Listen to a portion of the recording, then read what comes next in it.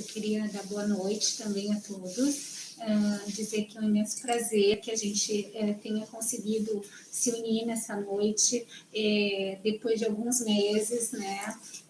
A ideia era que esse evento já tivesse ocorrido, em função da pandemia a gente acabou adiando, mas isso também permitiu que a gente arrecadasse um pouco mais de verbas para a ONG.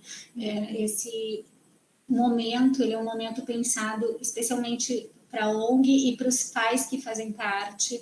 Então, a ideia é que a gente possa fazer esse bate-papo, especialmente com relação ao desenvolvimento da comunicação e algumas questões de vida diária de vocês, dúvidas, questionamentos, que a gente possa conversar. A gente, então, vai falar sobre a questão da comunicação e quais são as dicas, assim, as coisas que daqui a pouco a gente pode fazer, só que a gente não se dá conta, assim. Então, assim, alguma coisa bem inicial, doutora, assim, de pensar na comunicação com a criança. E, claro, vai depender também da idade dela, né? Isso, vai depender da idade, vai depender do nível de funcionalidade da comunicação, né? Mas tem algumas dicas que a gente pode aplicar para qualquer criança. Primeiro, quando a gente entende que a comunicação ela não está especialmente dentro de um consultório, né? Assim, às vezes tem esse senso, né, comum, essa ideia de que a gente tenha que levar na fono, especialmente para que a gente possa estimular a comunicação e a fala, mas claro, isso é super importante, nenhuma orientação invalida isso. Mas o que a gente sempre fala é que a comunicação ela está em todos os lugares, né? Especialmente agora na pandemia, existem algumas dicas, como tu me pediste, que eu acho importante. Dicas que podem acontecer durante a manhã, ao meio-dia, à tarde e à noite. A comunicação ela está diretamente relacionada também às questões de autonomia, né, que a gente pode e possibilita enxergar o filho da gente, que a gente pode ofertar para ele. Desde a hora que a gente acorda, a gente tem, se a gente for fracionar os momentos, a gente tem uma porção de oportunidades de desenvolvimento da comunicação. O primeiro deles é na hora de escovar o dente, né? A gente está com a criança, ao invés de fazer alguns movimentos mecânicos automáticos, a gente poder aproveitar isso. Desde a hora que a gente começa a dar autonomia para que a criança abra a pasta, pegue a escova, lave o olhinho, e isso tudo a gente pode colocar numa forma lúdica. Mas a maior parte desse recinto, desses ambientes, eles têm um espelho na frente. E esse espelho, ele auxilia, são coisas tão simples, mas que às vezes fazem uma grande diferença. Porque quando a gente está com a criança, nesse momento, onde a gente também pode estar fazendo a nossa escovação, a criança está olhando, a gente já envolve a imitação, a criança consegue, a partir do espelho, também ter uma consciência corporal. Dentro do espelho, a gente pode brincar de expressões faciais, né? Então, assim, fazer expressões de alegre, triste, assustado, feliz, enfim. É uma das dicas. Depois disso, tudo isso ainda de manhã, a gente tem a questão da vestimenta, tem a questão do café da manhã. Cada criança tem o seu nível de desenvolvimento, mas quando a gente assume que a comunicação ela está em todos os lugares, a gente valida algo extremamente importante na infância, que é intensidade e frequência. Intensidade e frequência em comunicação importam. É extremamente importante que a gente tenha isso com a gente. Então, a ideia dentro de uma sessão de fonoaudiologia, quando a gente está com uma criança, a gente... Claro que o fonoaudiólogo é o profissional que tem a comunicação como objeto de estudo. Então, a gente tem, eu vou falar o 7, mas a gente tem um ambiente propício para que a gente possa desenvolver a comunicação, e esse profissional parte do pressuposto também que tem um olhar atento para que a gente possa aproveitar os sinais que a criança está dando e atribuir significado para isso e expandir a comunicação. Mas quando a gente aproveita esse momento também para orientar a família, para orientar os pais, a gente muda muito todo esse background da comunicação, toda essa manifestação comunicativa da criança. Por que eu digo isso? Porque é isso, a gente está falando que a comunicação está em todos os lugares. E a comunicação, ela não acontece somente nesse ambiente, tampouco com repetições. Por exemplo, o que eu quero dizer com isso, né? Muitas pessoas têm a noção, a percepção de que, e eu ouvi isso essa semana e por isso que eu estou trazendo isso também, que a gente ensina uma criança a falar ou a se comunicar através só do movimento facial e pedindo uma repetição para a criança, né? Como, por exemplo, vamos dar um exemplo. Repete para mim, sabonete. Mas não é dessa forma que a gente faz linguagem, não é dessa forma que a gente estimula a comunicação de uma criança, né? A gente estimula a comunicação de uma criança quando ela está, por exemplo, num momento de banho com a mamãe, e nesse banho ela está sentindo o sabonete, a mamãe está falando o que é sabonete, ela está sentindo a espuma do sabonete, ela está vendo a embalagem do sabonete com uma pessoa que ela está conectada afetivamente. E aí ela aprende o que é sabonete. Essa é a forma que a gente entende sobre o desenvolvimento da comunicação. E é por isso que é tão importante se a gente for levar isso para os momentos diários. A gente ainda estava lá na manhã, né? De manhã, então, eu gosto muito desse exemplo da escovação, eu gosto do exemplo do café da manhã, da vestimenta. Depois a gente vai para o meio-dia, e aí a gente entra numa questão importante, porque tem muitos pais que acabam, em função até da seletividade alimentar, se preocupando muito com a quantidade e a qualidade da comida, e acaba até ligando um eletrônico para que a criança acabe, né, assim, almoçando mesmo, em função propriamente dito, até da preocupação nutricional, né? Mas isso tem um fator também que a gente precisa considerar, porque quando a criança está distraída, ela nem percebe que ela está fazendo essa alimentação, né? Além disso, ela acostuma que ela só vai comer quando tem essa... Então, o que a gente sempre orienta em termos de comunicação e até em termos de nutrição? É possível tornar esse ambiente, esse momento, com algo de interação também, né? Não precisa ser eletrônico, pode ser brinquedo, pode ser com música. Eu sempre dou o exemplo da palavra cantada que eu gosto muito, o que tem na sopa do nenê, né? O que tem no prato, e aí pode falar o nome da criança, pode falar sobre os alimentos, né? Pode ser que não dê certo para algumas pessoas, mas para outras dê. Pode ser que a gente tenha que inventar um outro tipo de interação, mas esse momento, trazer esse momento da alimentação como algo também de comunicação, de estímulo de comunicação, é muito benéfico, né? Depois disso, a gente tem a parte da tarde, onde a gente pode fazer uma série de brincadeiras com a criança, né? Eu de verdade, eu não acho que sejam vilão os eletrônicos, né? Eu até vou dar uma reportagem falando até particularmente algo pessoal meu, da minha família, vai aparecer amanhã no jornal, mas eu não só que eu acho que tem os momentos, né? E os conteúdos até em função de hora de uso. Mas à tarde a gente tem momentos super importantes também, porque normalmente é o momento que as crianças estão mais ativas, alertas, né? Além da manhã, tem crianças que fazem soninho ou não, enfim. Mas a gente pode propor alguma brincadeira, né? Tem a hora do banho. E aí, na hora do banho, a gente pode acrescentar uma série de outros fatores, né? Porque o que acontece? Como é que a gente aprende a linguagem? Como eu estava falando nessa questão do banho. A gente aprende a linguagem por vários...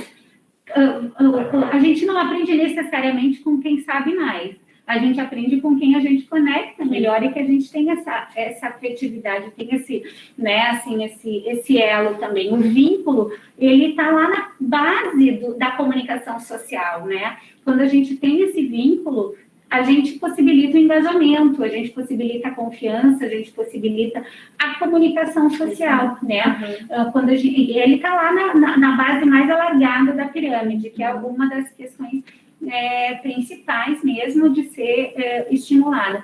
E aí entra essa questão, quando a gente tem o vínculo com a criança, quando a gente consegue fazer esses círculos de comunicação, que é esse balanço, né? Essa troca, a gente consegue entrar com qualquer ensinamento que a gente queira, quando a gente tem a atenção da criança. E aí, voltando a essa questão do sono, por isso que é importante, né? Porque o canal de aprendizagem é a atenção. Então, a criança precisa estar bem descansada. Mas tem crianças à tarde que, de fato, estão alertas, então a gente pode aproveitar esses momentos até antes do banho, de diversas brincadeiras. E uma coisa importante é a gente também partir da motivação e do interesse da criança, né? Isso é muito importante, porque a gente consegue descobrir um pouco mais a respeito do mundo dela, do que ela gosta. Embora a gente já saiba, talvez a gente poder, mesmo que a criança tenha interesses restritos ou um número talvez não tão grande de interesses, que a gente possa, então, jamais tirar o que a criança gosta, tá? Isso é uma coisa que eu gosto sempre de falar também, né? Porque eu sei que existem até algumas orientações que falam, não, se a criança gosta muito de carinho, se a criança gosta muito, então a gente, né, enfim, eu nunca acho que a gente tem que tirar isso da criança. Acho que a gente tem que variar a forma de brincar com os brinquedos preferidos da criança. É uma boa forma de entrada, né, Ana? E aí, depois a gente tem a noite, né? À noite tem, de novo, a janta, tem as questões do banho, tem as questões, muitas famílias que tem essa rotina da reza, né? Isso é comunicação também, né? E do banho, uma coisa interessante, que além de ser, a gente tem vários aspectos de inputs sensoriais, né? Que a gente tem ali a audição, o tato, a visão. A criança aprende pelo que ela ouve, pelo que ela enxerga, pelo que ela come, pelo cheiro que ela sente, né? E tudo isso ela vai fazendo conexões, especialmente com pessoas que ela tenha vínculo, né? E ela vai aprendendo sobre as coisas, ela vai aprendendo sobre o nosso meio, ela vai aprendendo sobre o contexto, né? Ela vai aprendendo sobre as regras, ela vai aprendendo sobre as relações. É dessa forma que a gente estimula a linguagem, né, de uma criança. Essa questão até do banho, eu acho uma questão importante, porque a gente tem também sempre... tem a tendência de dizer, né, às vezes para a criança, dá a mãozinha para a mamãe, dá o pé para a mamãe, ou dá... A gente poder também instigar. Hoje em dia, a gente está num mundo, eu até também falei isso, vai sair no jornal amanhã, a gente tem a tendência de ter brinquedos muito prontos e muito plástico. Então, o momento do banho, eu acho um momento super rico, onde a gente pode instigar mesmo essa comunicação da criança. E poder pedir para a criança, eu quero agora lavar o que tu usa para pegar as coisas. Aí a criança dá a mãozinha. E o que se a gente não lavar agora vai ter chulé? Aí a criança dá o pé, entende? Mas fazer com que a criança pense. A gente precisa instigar a curiosidade das crianças.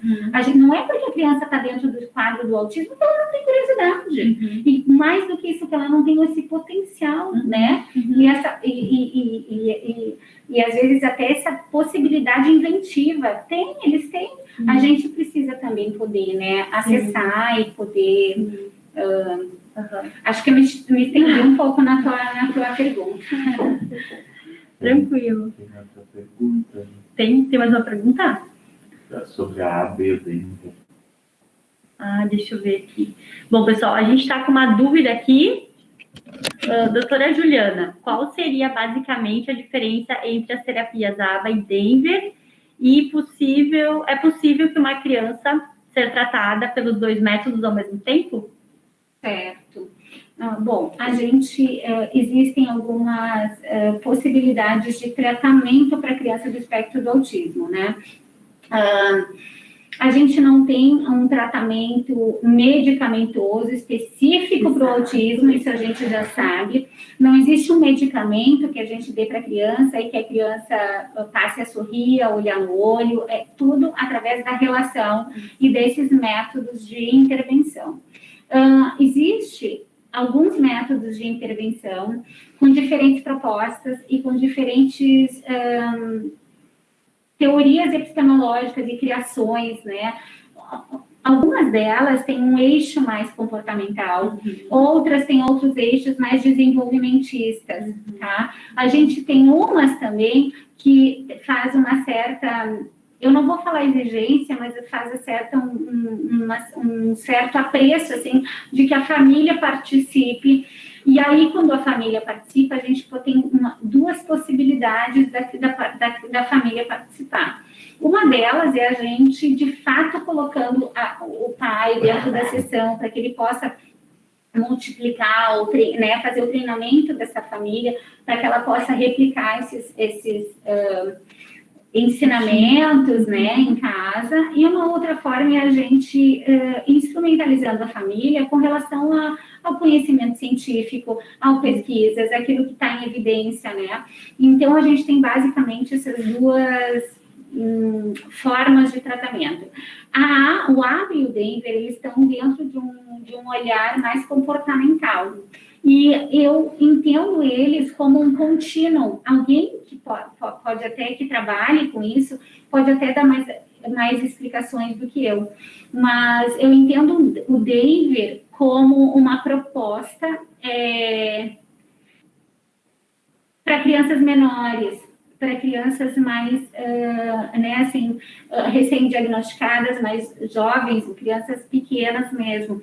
E o ABA seria depois, né, uma continuação. Existe também uma vertente que entende o Denver não tão comportamental, mas com um olhar mais naturalista, no momento que envolve, né, todo o contexto da criança, enfim.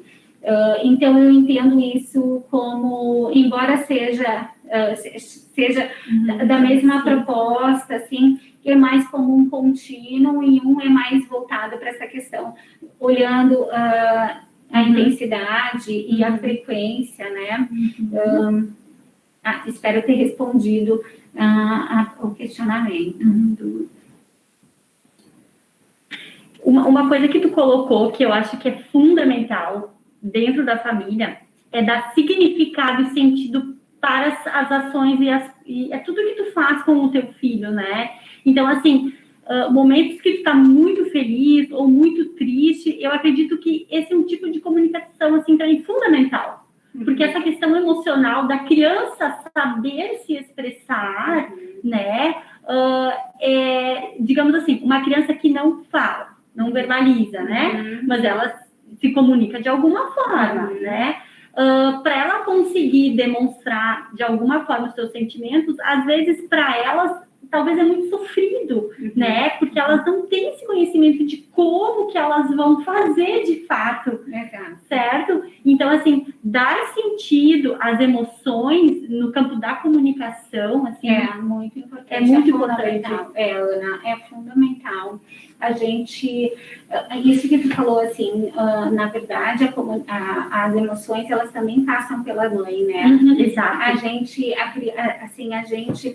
tem uma frase que eu acho que a gente até já comentou dela, né? Que uma mãe pela metade não faz um filho inteiro, né? Então, eu acho que trazer essa questão de autocuidado, essa questão de poder... Eu acho um pouco forte essa frase, mas é mais no sentido de trazer esse conceito de que tudo bem a gente ter esse processo, né, especialmente no início da descoberta, daquele luto, né, a gente poder falar disso, a gente poder se reconhecer enquanto perfil de cuidador, qual é o perfil que eu tenho, que, né, assim, a gente poder se reconhecer é o primeiro passo antes de ir atrás de uma abordagem, né, e se é que precisa de uma abordagem, isso é uma outra questão que talvez valesse a pena a gente conversar, mas respondendo a tua pergunta, trazer essa noção de autocuidado, trazer essa noção de reconhecimento do perfil, não só do cuidador, mas do ambiente,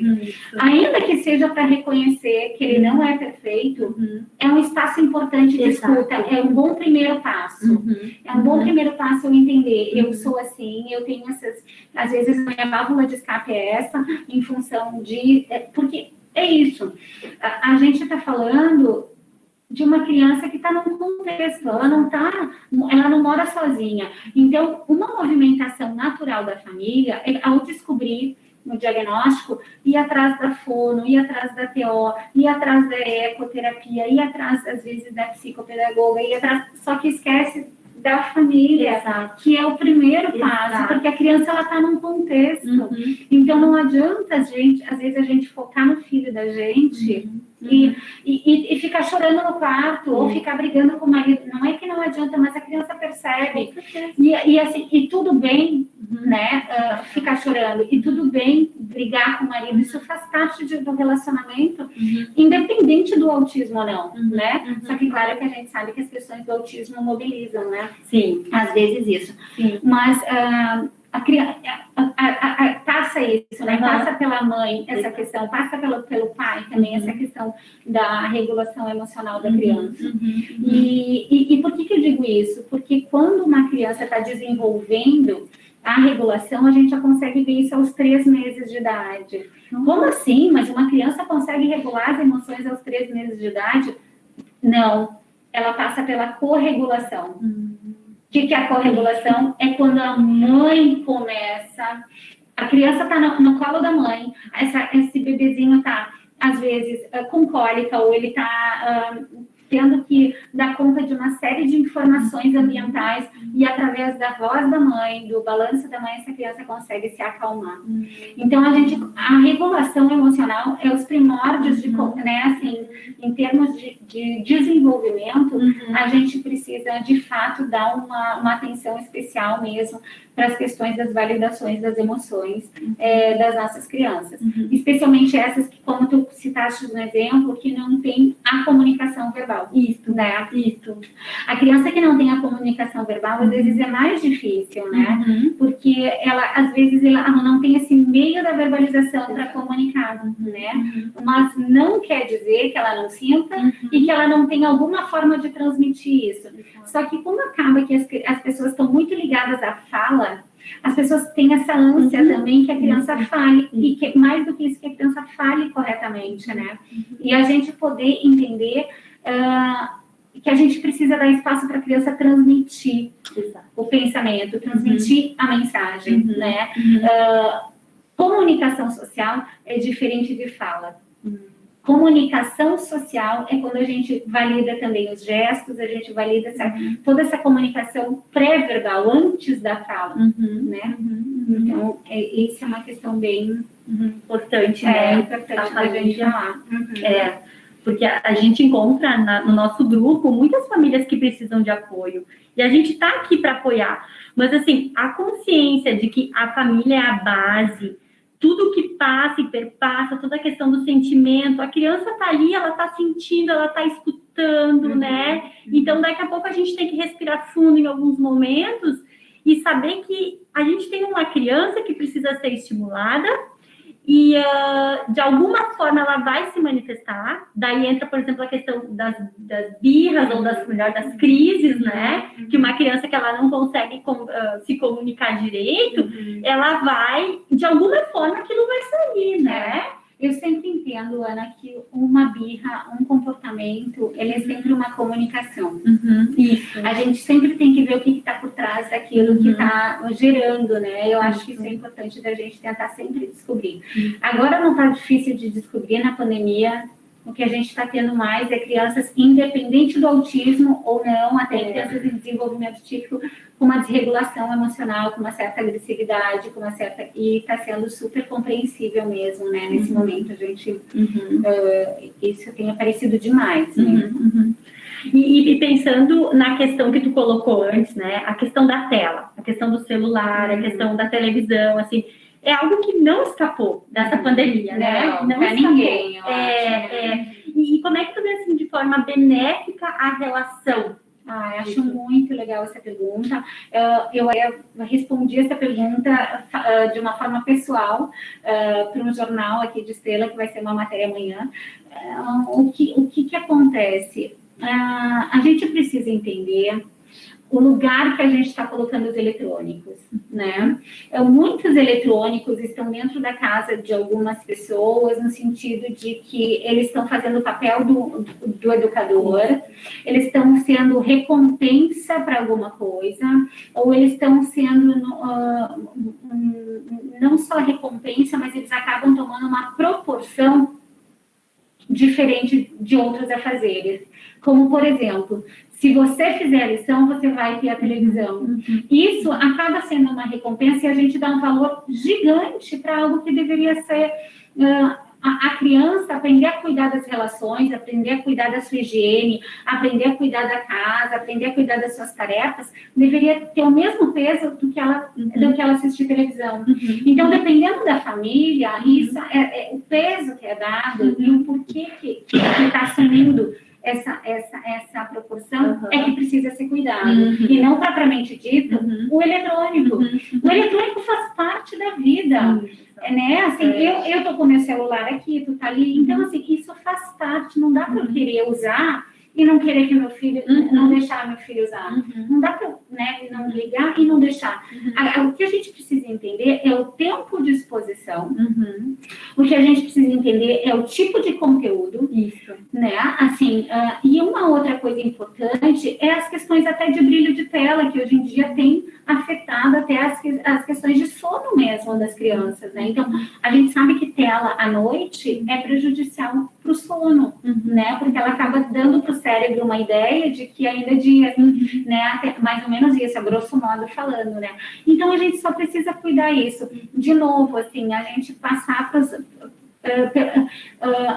por aquilo que rege os nossos valores e os nossos princípios como pais. Exato. Né? Então, assim, uma coisa que eu sempre digo, e quem tem a oportunidade de me escutar vai sempre ouvir isso, porque é isso. Eu tiro um pouco essa questão do peso do autismo. Para mim, o que pode para qualquer criança. O que não pode, e não pode para qualquer criança. Independente do autismo, não, né? Assim, exato. Né? Claro que a forma de lidar, de interpretar, ou às vezes as estratégias que a gente vai fazer, vai ser um pouco diferente das crianças em desenvolvimento típico.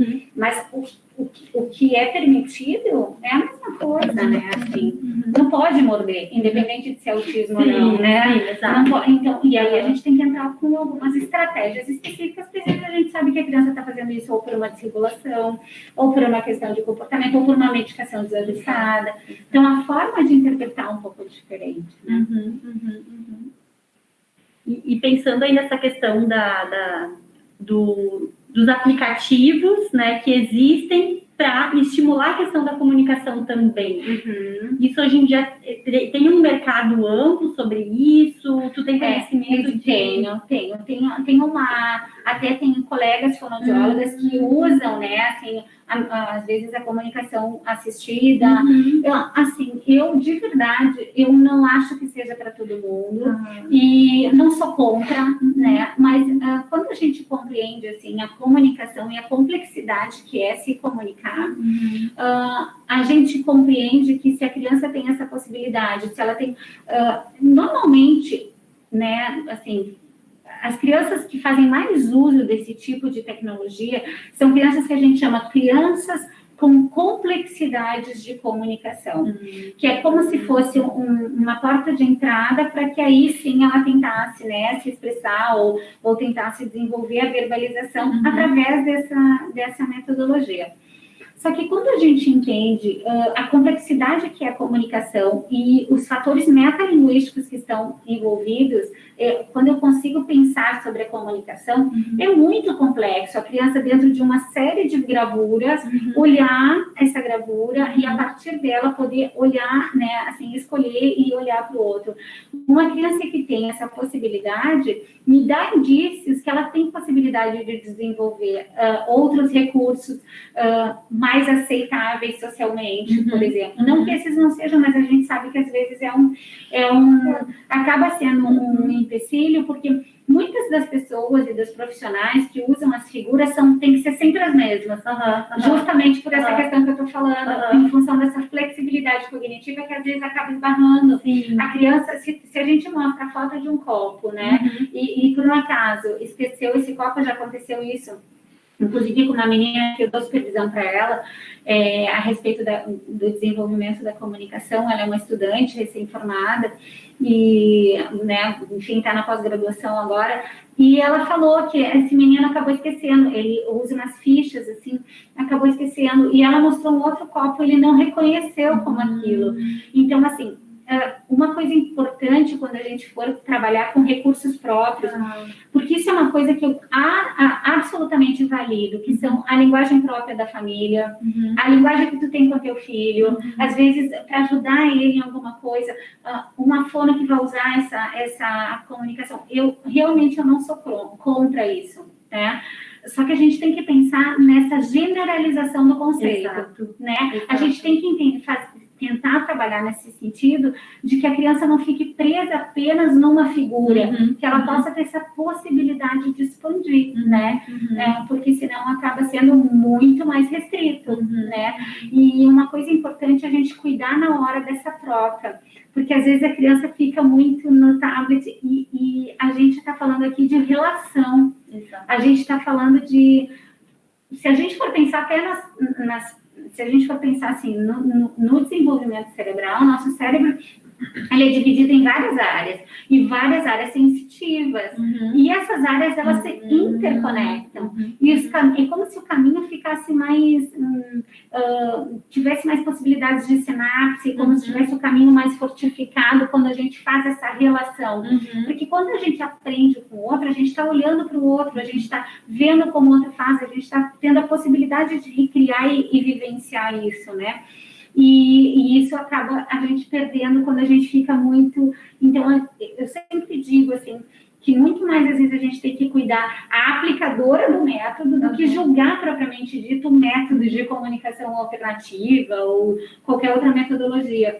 A gente precisa entender quem é esse profissional, de que forma ele está se colocando diante disso, né? Porque se eu vejo que a criança está fazendo determinada ação, ela está cumprindo com aquilo que o método coloca, mas e teve contato? Ela me olhou? Ela está percebendo que eu estou ali? Então, essas questões extremamente qualitativas são muito fundamentais, né? Para o desenvolvimento da comunicação. Eu estou fazendo um esforço local gigante aqui, eu não sei se ainda não está... Tá bom o som, Tá. Eu já perguntei. Tá bom. Bom, a gente tem mais uma dúvida aqui. Doutora Juliana, eu tenho muita dificuldade para conseguir a atenção do meu filho em casa. Tentando estimular. Todo mês eu compro brinquedos para tentar interagir. Eu compro Interagir melhor nas brincadeiras. Estou fazendo a coisa certa ou estou mimando demais? Certo. Bom, primeiro, tem várias questões aí nessa pergunta do pai, que é o Luiz, né? Bem, Luiz, brinquedo é diferente de brincadeira. A gente precisa ter isso muito claro. O brinquedo, ele pode ser utilizado para que a gente tente fazer com que a gente, né, assim, engaje com a criança. Os brinquedos, eles são muito importantes.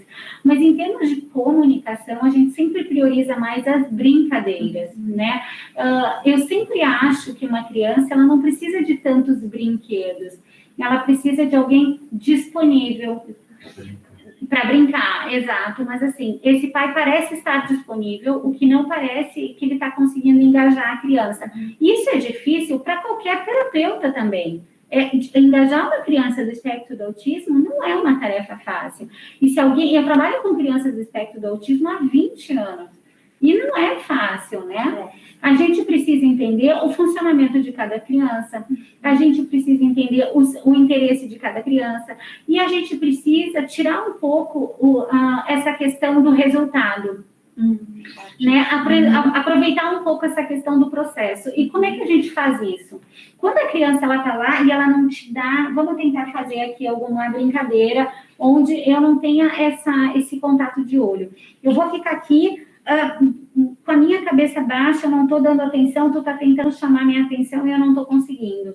Então, de uma forma não invasiva, eu vou me juntar a essa criança numa brincadeira paralela, tentando chamar a atenção dela sem pedir nada em troca, sem invadir o espaço dela, sem oferecer outra coisa, muito menos uma demanda minha. Eu vou tentar primeiro ver o que ela está fazendo, eu vou tentar ver que características esse brinquedo tem, ou essa brincadeira que ela esteja fazendo. E talvez eu me coloque ou numa situação ou de imitar, ou de esperar, ou de perceber, de fazer com que ela perceba que eu esteja ali. E aí cada um vai encontrar o seu caminho. O bonito dessa relação, dessa díade, é que a minha forma de engajar com uma criança vai ser completamente diferente de um outro profissional e é completamente diferente de um pai. Então, não tem certo e errado. Não acho que comprar brinquedo é mimar, assim como eu também não acho que o brinquedo ele possa possibilitar, de fato, esse engajamento. O que possibilita o engajamento é, de fato, a paciência, a disponibilidade emocional, a disponibilidade física e ter a noção do respeito, né? Assim, da criança não ficar fazendo só o que eu quero, porque muitas famílias, ao sentar com uma criança, ou pais, mães, acabam até não, ou por um desconhecimento, ou por uma ânsia do desejo da comunicação, acaba sendo um ensinamento, né? Assim, faz isso, olha que legal. Isso, que parece que tem um jeito certo de fazer, né? Exato. A primeira coisa dentro do espectro do autismo é a gente poder abrir a nossa, né, assim, um pouco mais o nosso horizonte, a nossa mente. Tem até uma expressão em inglês que fala, né, think out the box, que é pensar fora da caixinha. A gente poder brincar de carro como se fosse, de fato, virado com a rodinha. Sempre assim, a gente nunca estimula aquilo que a criança já faz em termos de estereotipia ou dessas brincadeiras mais autocentradas. Mas a gente tenta se aproximar e variar a partir disso, né? Então, não tem segredo, tem um caminho, né? Todas as crianças engajam e todo mundo a gente precisa primeiro entender que essa criança, acreditar nela e que ela vai, e que a gente vai conseguir engajar essa criança, né? Quando a gente senta genuinamente para brincar com uma criança e a gente respeita o tempo, a gente respeita o espaço comunicativo dessa criança, não tem como não dar certo, né? A gente sentar ao lado de uma criança, eu sempre falo isso, na dúvida, observa. Fica em silêncio. O silêncio, às vezes, é muito árduo para algumas pessoas sustentar, mas ele é muito produtivo, né? Quando a gente para... Se vocês forem me ver avaliando uma criança, muitas vezes eu não vou conseguir engajar essa criança, porque quando a gente avalia uma criança, a gente tem um protocolo para seguir. Às vezes eu tenho até assim, quantas vezes eu posso pedir para a criança a mesma coisa? Às vezes eu posso dizer, vem aqui. Vamos dar um exemplo de uma criança que se chame João. João, vem aqui. João, olha para mim. Eu não posso, às vezes, perguntar mais de 2 vezes. Então, uma coisa é a avaliação, outra coisa é na terapia. Na terapia, absolutamente eu consigo engajar qualquer criança, porque isso não sou eu, é a Ana, é o pai. A gente sempre acha, a gente precisa encontrar também o nosso, né, dentro do nosso perfil, o que a gente consegue tolerar, né? Porque muitas vezes também a gente vai sentar com uma criança pensando, opa, eu tenho que fazer a janta, depois eu tenho uma coisa para fazer, e a gente não se entrega. Quando tem conexão, não tem como. A gente está falando de comunicação de 2 pessoas, entende? Então, assim, eu não lembro de nenhuma criança que eu não tenha engajado em terapia. Avaliação não, porque eu não posso, né? Mas terapia não tem, é uma questão de encontrar o caminho mesmo, assim, de observar e encontrar essa forma de brincar, né? E assim, baixar a expectativa, né? Às vezes a gente vai com uma expectativa muito grande e até, assim, exigindo da criança algo que não está nem no nível de desenvolvimento dela, nem no cronológico, né? Porque a criança tem um nível de desenvolvimento que diz respeito à fase que ela está e tem a idade cronológica. Às vezes, a criança tem 4 anos e o pai que ensina cores para a criança, mas em termos de desenvolvimento, de idade de desenvolvimento, a criança está funcionando igual um bebê de 9 meses. A gente tinha que estar brincando com brinquedos sensoriais, a gente tinha que estar dando outras possibilidades de entrada de inputs para a criança, e não querendo ensinar cores. Então, a gente precisa ajustar as nossas expectativas, né? Então, a questão da idade cronológica não significa que a criança vai fazer todas aquelas atividades porque ela tem 4 anos, absolutamente. Né? A gente precisa entender a idade de desenvolvimento das crianças. Mas para a gente chegar nessa idade, aí existem avaliações. Sim, a gente descobre dentro de uma avaliação. Exato. Entendi. E assim, a criança pode estar numa idade de desenvolvimento da comunicação, em uma, né, funcionando numa idade, a criança pode estar na idade de desenvolvimento dos aspectos motores em outra, ela pode estar... Enfim, a questão emocional também, né? Sim, exato. A comunicação social, a gente tem os suportes também que a criança tem, que acaba influenciando muito. As questões da regulação emocional, as questões motoras, fina, motora ampla, e principalmente a cognição, né? A gente, às vezes, tem a criança numa idade cognitiva diferente da uma idade da comunicação, que é diferente da parte motora, né? Então, sempre lembrem disso, assim, que é uma coisa que eu gosto. Imagina uma escada, né? A minha mão está aqui, a minha outra mão está aqui, o pé está aqui embaixo. Isso é o desenvolvimento. Nenhuma criança, aliás, eu acredito que nenhum de nós vai estar exatamente na mesma etapa em todas as áreas, né? Quase que uma utopia, assim. E, aliás, quantos adultos que a gente conhece que não tem regulação emocional, que não sabem lidar com imprevistos, que não sabem lidar com uma situação, né, às vezes, de impulso e por impulso, acaba agindo por impulso, ou ao contrário, paralisam, né? Então... Pessoal, alguém tem alguma dúvida? Quer fazer algum comentário? Bom, então eu vou continuar aqui a conversa. Isso aí. Pode abrir o microfone também, não precisa escrever, não. Bom, pessoal, então assim, só para dar um exemplo, então, né, eu como mãe, e toda a experiência que eu tenho sobre essa questão da fala, né, que assim, em algumas crianças, eu não sei se existe uma proporção de que o atraso na fala é algo marcante, digamos, como um traço de uma criança autista. Muito. A primeira questão mobilizadora, isso não sou eu que estou falando, as pesquisas mostram que tanto para os professores, quanto para a família estendida, tios, avós, é a fala.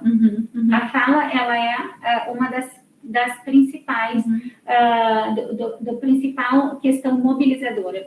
Os professores têm muito isso, assim, essa fala parece demais. Os professores, porque às vezes a mãe é uma mãe de primeira viagem, que nem a gente fala, né? Mãe de filho único, então ela não teve ainda, ou ela não tem um vizinho, ou ela não tem um parente, então ela, de fato, ela desconhece sobre o desenvolvimento da comunicação. Só que os professores, às vezes, acabam vendo, né, através da fala, ou através do atraso da fala, ou através da regressão da fala, ou através da troca da fala. É sempre uma das principais questões, junto com os aspectos auditivos, né? Os aspectos auditivos, é bom a gente ter aqui bem esclarecido que a audição, embora ela seja apenas uma entrada de comunicação, ela é uma das principais, porque ela é condição para o desenvolvimento da linguagem. A gente só vai falar a partir do momento que a gente ouvir, né? A gente escreve do jeito que a gente fala e a gente fala conforme a gente escuta, né? E todo mundo sabe aqui do importante período do sensível, né, da neuroplasticidade, né? Não é necessário falar, especialmente para quem é mãe, só que é justamente onde tem uma pesquisa de um grupo de pesquisadores do Texas, que eles mostram que é o período, justamente o período concomitante com otites, né? Ok. Onde tem o maior número de otites, de otite de repetição, e acaba sendo algo muito prejudicial para o desenvolvimento da fala por vários motivos. O primeiro deles é porque a gente para a gente poder falar, a gente precisa ter uma série de sincronias, né? Assim, todos esses movimentos têm que estar integrados. E no português brasileiro, a gente tem parzinhos de fonemas que são muito parecidos. Então, uma criança que não escuta acima de 15 decibéis, ela perde essas distinções, né? Essas distinções, esses parâmetros acústicos, ela acaba perdendo. E uma outra questão muito importante se chama otite de efusão, que é um tipo de otite que ela é silenciosa, não tem sintoma, não dá dor e não dá febre. Meu Deus. E aí, a criança acaba... no momento de desenvolvimento da linguagem, onde ela tinha que estar com todo esse caminho livre, né, para esses inputs da informação, ela acaba tendo uma barreira. E essa barreira é como se fosse uma cola mesmo. Imagina que a onda sonora, ela é mecânica, né, e ela tem que passar, a gente escuta aqui com o pavilhão, com a orelha, né, a gente ouve, desculpa, aqui com isso, né, a orelha, né, que a gente está olhando.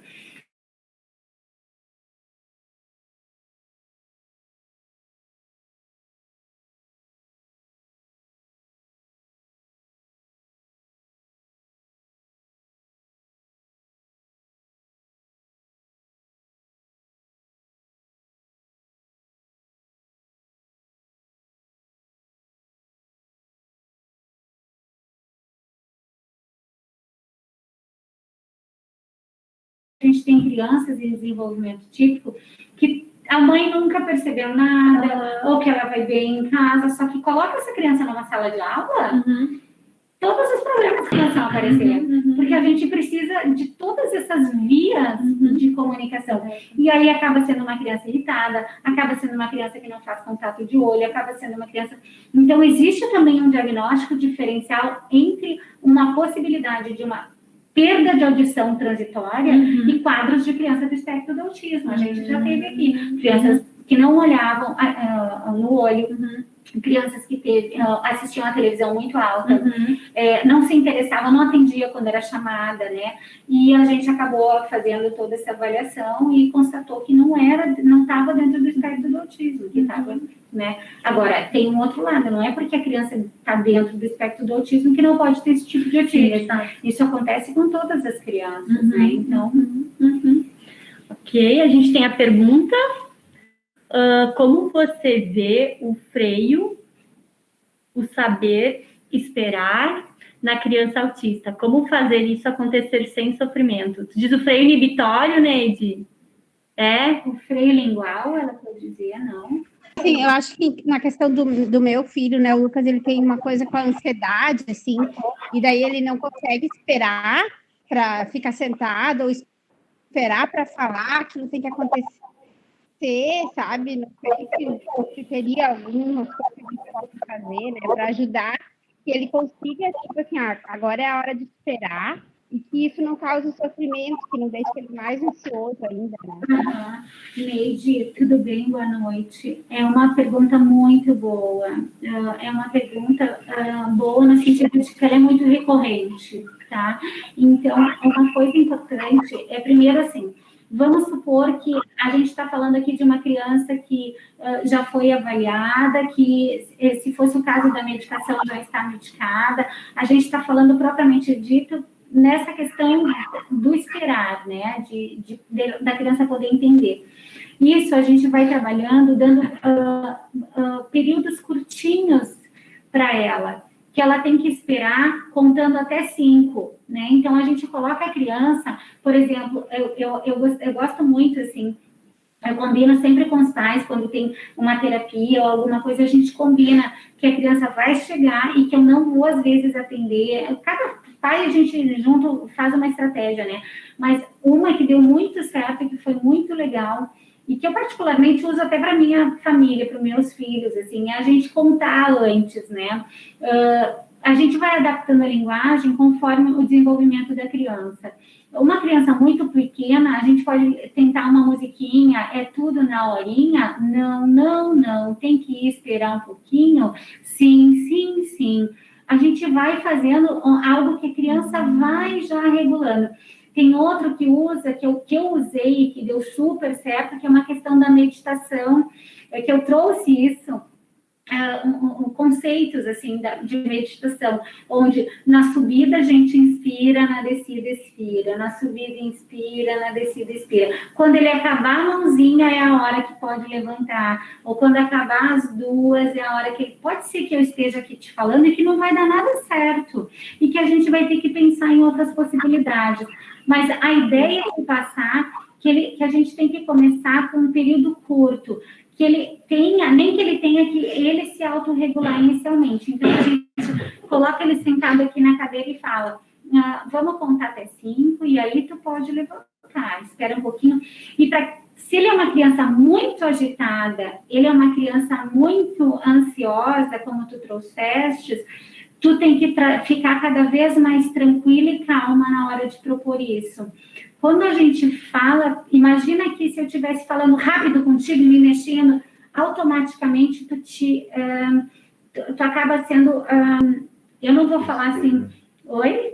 O espelho. Isso, o espelho, né? Assim, a gente se contamina com o outro, a gente se enxerga no outro, né? Então, quanto mais tranquila a gente está, a gente passa isso para a criança também. E aí as estratégias podem ser contar no dedinho, passar. Se tu for digitar no Google, talvez vá ter meditação para criança, dos dedinhos, tu vai ver que é super legal. Tem a respiração do peixinho, tem a questão só de cantar. Tu inventa uma música. Essa música eu inventei para minha filha que tem 2 aninhos, né? Que ela não tem ainda essa possibilidade de esperar. Então, a gente canta juntas. É tudo na horinha? Não, não, não. Tem que esperar um pouquinho. Isso é uma coisa minha, mas tu pode inventar a tua. A ideia é a gente começar com coisinhas pequenininhas e ir aumentando esse tempo. E fazer tudo. Por que as crianças do espectro do autismo gostam tanto de rotina? Não é porque eles gostam de fazer sempre a mesma coisa. Não, absolutamente não. Não é só isso. É pela previsibilidade que uma rotina traz. É a criança saber aquilo que vai acontecer. A criança saber o que esperar. Então, a gente fazer combinados com seu filho antes, assim. Tu vai sentar, a mamãe não vai servir o almoço agora. Evita até falar o não, né? Tem que esperar um pouco para o almoço servir. Só que só falar esperar, ele não dá conta. Tu tem que dar uma tarefa enquanto ele espera. Entende? Tenta, vamos ver. Depois me conta se deu certo. Senão a gente pode pensar em outra ideia. Tá bom, obrigada. Imagina. Essa questão do tempo também é um desafio para mim, sabe? E com o Miguel, eu tento que... A ideia de sempre colocar um número para ele é interessante. Daí ele pergunta assim, quando que a gente vai sair? Daí eu digo assim, Miguel, daqui a 60 minutos.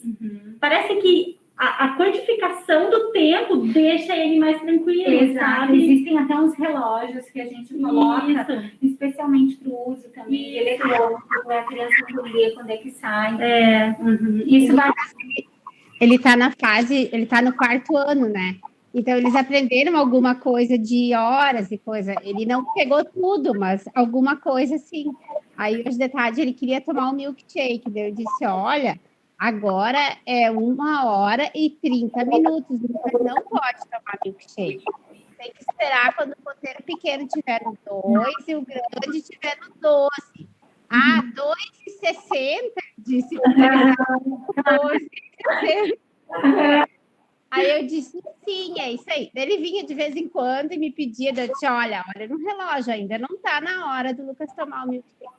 Aí quando deu 2 horas veio, agora está na hora de tomar o milkshake. Mas olha, deu super certo, então. Só que imagina, isso foi só o primeiro dia. Imagina daqui 5 meses, entende? Ele poder... Sim. O horário, ele acaba sendo mesmo, né? Visualmente, Isso, Elizabeth, né? Exato. Sim. Exato. Mas estamos no caminho, então.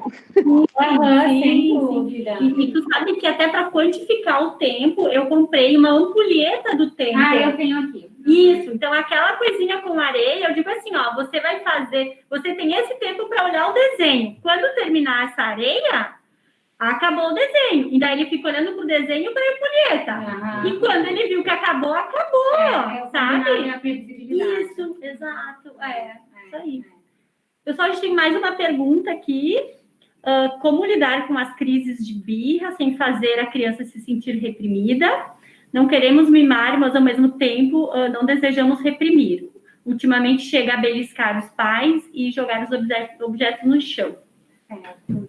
Essa questão é bem importante, porque, primeiro assim, a gente tem que entender que a birra, ela é inerente à infância. Todas as crianças fazem birra. Então, a primeira questão é entender que isso vai acontecer e que vai acontecer em diversas formas, em diversos momentos. A gente, sabendo disso, a gente também acaba tendo mais recursos, né? Para entender que tudo bem, isso não acontece só comigo. E não é porque a criança está dentro do espectro do autismo, porque as crianças em desenvolvimento típico fazem isso porque faz parte do curso do desenvolvimento.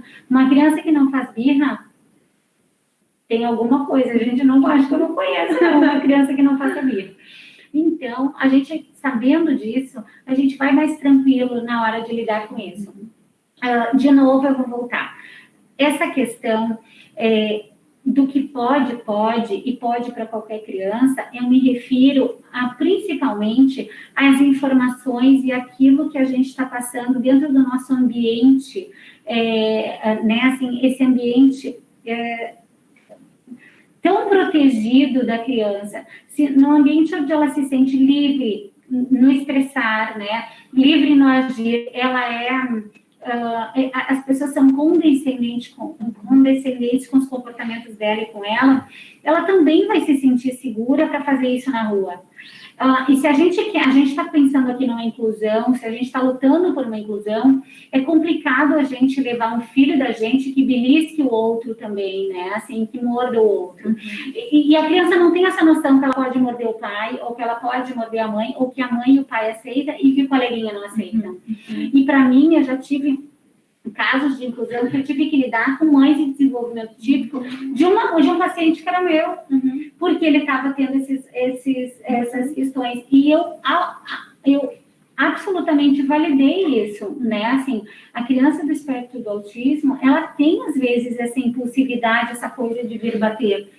Mas a gente precisa tratar disso dentro de casa inicialmente, né? A gente precisa colocar os limites da criança, a gente precisa encontrar, seja com a ajuda de um profissional, seja com estratégias que vocês vão conseguir desenvolver, mas isso precisa ser trabalhado dentro de casa.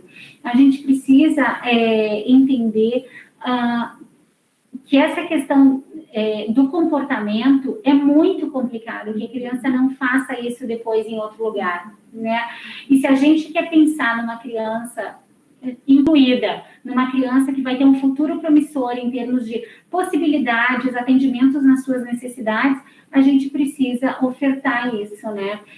Quando eu aceito que um filho bata, ou que um paciente bata em mim, eu estou quase que dizendo que ele não é capaz de aprender que isso não é possível fazer, né? E eu estou desistindo de ensinar.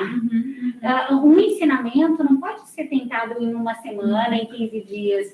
Às vezes é um período bem mais árduo.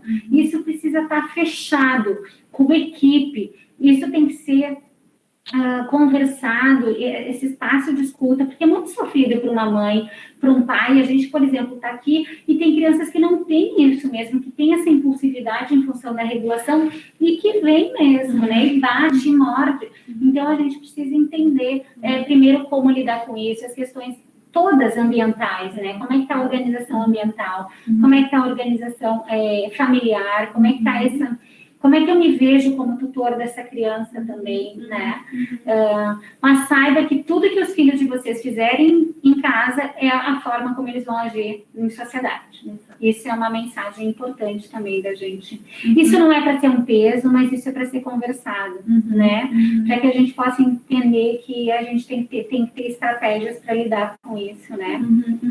E daí, assim, vamos só dar um exemplo. Se a gente pensar numa estratégia, digamos assim, ele belisca ou ele bate. Nesse momento que ele faz isso, como que eu devo reagir? Assim como a gente reage quando uma criança faz uma coisa muito legal, que a gente fala, que legal, muito bem, eu gostei, ou alguma coisa, a gente também vai fazer a mesma coisa quando a criança fizer alguma coisa. E isso, os pais, aqui na clínica tem espelho espião, né? Então, os pais sempre olham o meu atendimento. E assim, as crianças não me batem. É claro que elas tentam. Elas tentam uma vez, 2 vezes, 3 vezes. Na 4ª, na 5ª, elas entendem. Até ali eu posso ir, a partir dali não mais. Né? A gente tem que poder passar essa mensagem em termos de expressão facial, de que não. Aqui não, né? Poder botar esse limite. E não é simples. E não vai ser na primeira vez, né? A gente precisa também. E se isso perdurar, a gente vai precisar encontrar outras possibilidades, ou passar em avaliação, né? Assim, enfim, a gente vai ter que investigar, porque todas as crianças são capazes de ter essa regulação, de não ter essa impulsividade da agressão, né? Se não tiver, provavelmente tem alguma coisa mais associada além do autismo.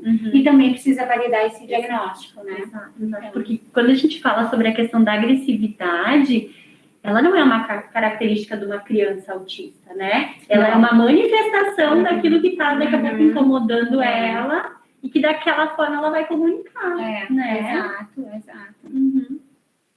Pessoal, a gente agradece. Eu acho que, Juliana, tu quer colocar mais alguma coisa? Quer falar o finalmente?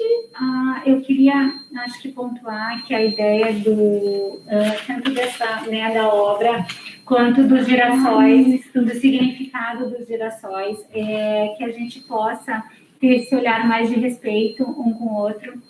Esse momento foi pensado especialmente para os pais da ONG Azul como o Céu, que a Ana sabe, eu vou estar sempre aqui na retaguarda. Eu faço parte da ONG, sempre que vocês precisarem, eu estou aqui. Já disponibilizei a clínica, tem um auditório aqui para as reuniões, né? Para que a gente possa continuar sendo esse girassol que ilumina, né? Especialmente quando às vezes as coisas não vão tão bem, que a gente possa ser luz e levar luz, né? Para onde a gente passa. Eu agradeço, Ana, né? E espero que tenham também gostado, né? De toda essa iniciativa nossa que a gente se comprometeu. Bom, pessoal, esse é o nosso primeiro encontro virtual, né? Nos perdoem qualquer coisa, mas eu acredito que foi muito proveitoso. A gente agradece a participação de vocês, né? E vamos sempre lutar pelas nossas crianças, né? A gente precisa entender que elas precisam sempre de cuidados e, às vezes, se a gente perde um pouquinho de paciência, a gente conta até 10, até 20, né? E segue em frente. E se, por acaso, em algum momento a gente diz, chega, eu tô cansada, tudo bem. Todo mundo cansa, né? Tem vários momentos, assim, que eu disse, eu não aguento mais. Hoje... chega, mas amanhã é um outro dia. Amanhã sempre é um outro dia, as tuas energias sempre estão renovadas e com certeza vai dar certo. Tem que acreditar. Muito obrigada, pessoal. Uma boa noite a todos. Até mais. Tchau.